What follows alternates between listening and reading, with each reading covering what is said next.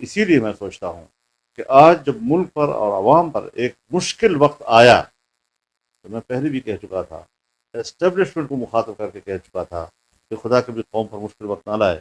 ورنہ پھر یہ ہمارے خاکسار آپ کے ساتھ شانہ بشانہ ہوں گے، یہ موم بتی مافیا جو ہے یہ آپ کے ساتھ نہیں ہوگا، یہ یوتھیے بوتھیے جو ہے نا یہ آپ کے ساتھ نہیں ہوں گے کبھی بھی۔ آج وہی ہوا کہ آپ دیکھ رہے ہیں کہ کہیں پر ان کو وہ نظر نہیں آ رہے ہیں، اور میں تو اس چیز سے احتراز کرتا رہا ہوں کہ بھئی یہ وقت جو ہے لوگوں کی مدد کرنے کی ہے، اس میں ہم ایک دوسرے پر تنقید وغیرہ نہ کریں، لیکن لوگوں کی مشکل سے خود کو لاتعلق کر دینا باضابطہ طور پر، یہ میری سمجھ سے بالا تر ہے۔ اب اگر چلو بھر پانی کہیں راستے میں کھڑا ہے، اس میں اپنا پاؤں گیلا کر کے شہید میں نام لکھوانا، جس طرح کہتے ہیں ناخن کٹوا کے، انگلی بھی نہیں، ناخن کٹوا کے شہید میں نام لکھوانے والی بات، یہ کردار ہے ان کا قومی سطح کا۔ کیا آخر یہ قوم کب سمجھے گی؟ ہماری نئی نسل کب اس بات کو سمجھے گی، اس کا ادراک کرے گی؟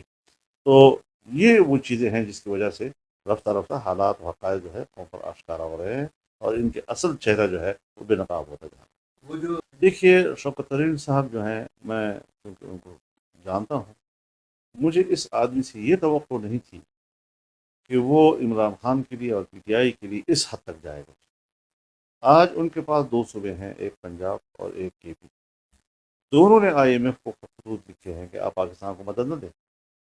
یہ 2-3 دن پہلے کی بات ہے، ویڈیو تو آج لیک ہوئی ہے کہ کس طریقے سے وہ آئی ایم ایف کو اس بات پر آمادہ کر رہے ہیں کہ پاکستان کو سیلاب میں بھی مدد مت دو، یہ تو آپ پاکستان کو مدد دے رہے ہیں اور یہ تو پھر سیلاب میں اس کو استعمال کریں گے وغیرہ وغیرہ۔ میرے خیال میں آج دنیا کو بھی سوچنا چاہیے، جو پاکستان کے دوست ممالک ہیں، جو پاکستان کو پیسہ دینا چاہتے ہیں،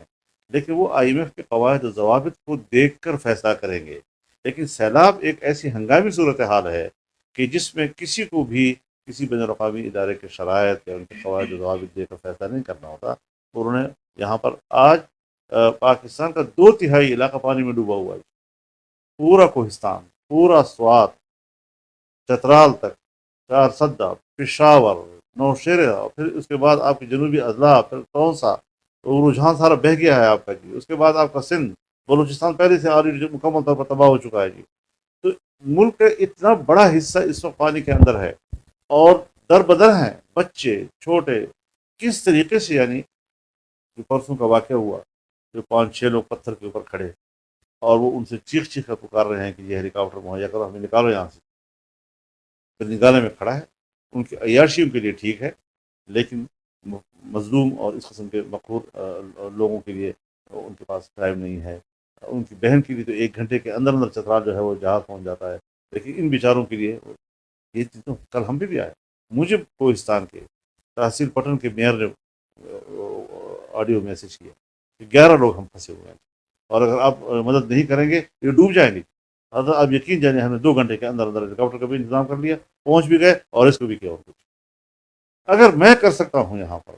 گھر میں بیٹھے بیٹھے اور لوگوں تک پہنچ سکتا ہوں، تو ان کے پاس صوبائی حکومت تھی، ان کے پاس ہیلی کاپٹر تھا، ایک نہیں کئی ہیں ان کے پاس، اور وہ نہیں پہنچ پا رہے، کرائے پر بھی لے سکتے تھے، یہ تو کوئی مشکل بات نہیں ہے، لیکن کوئی عوام سے ہمدردی نہیں، اپنی عیاشیاں، مغرب کا ایجنڈا۔